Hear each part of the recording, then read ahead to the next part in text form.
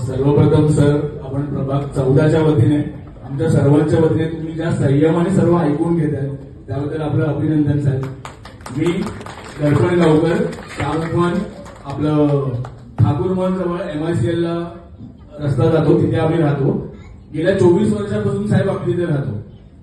गेल्या वर्षी पण ट्रॅफिकचं साहेब, ट्रॅफिकचं काय ते एवढा त्रास आहे ना साहेब, अँब्युलन्स जाऊ शकत नाही साहेब. अँब्युलन्स मला त्या दिवशी रस्त्यावरून उतरून अँब्युलन्स काढावी लागली. मी दादाला फोन केला होता, तुषार दादाला. एवढा त्रास आहे ना तिथे, खूप म्हणजे खूप जास्त. हा एक पहिला विषय ट्रॅफिकचा. दुसरा, MICL जो रोड आहे प्रेस्टिजचा आता तिथे बंद आहे, तिथे असंख्य ट्रक लागतात. असंख्य म्हणजे असंख्य ट्रक आहे. आणि त्या ट्रकच्या पाठीमागे गांजा ओढणे, म्हणजे नवीन कपल्स येतात. आमच्या आई बहिणी रात्री जेवून राऊंड मारतात, नाईट वॉकला येतात MICLचे पण. एवढा त्रास आहे ना, तुम्ही तिथे चालू शकत नाही. गांजा ओढलेला सर्रास वास येतो. लोक दारू पिऊन तिथे एकमेकांसोबत मारामारी करतात. आम्ही गेल्या 1 वर्षापासून पत्रव्यवहार करतोय. तिथे पोलीस, आम्ही जो पत्रव्यवहार करतो ना, 2 दिवस पोलीस राऊंडअप होतो, त्याच्यानंतर हाय तसंच आहे साहेब. ते कधीच सॉल्व्ह होत नाहीये. तिथे एकतर भीड चौकी हवी.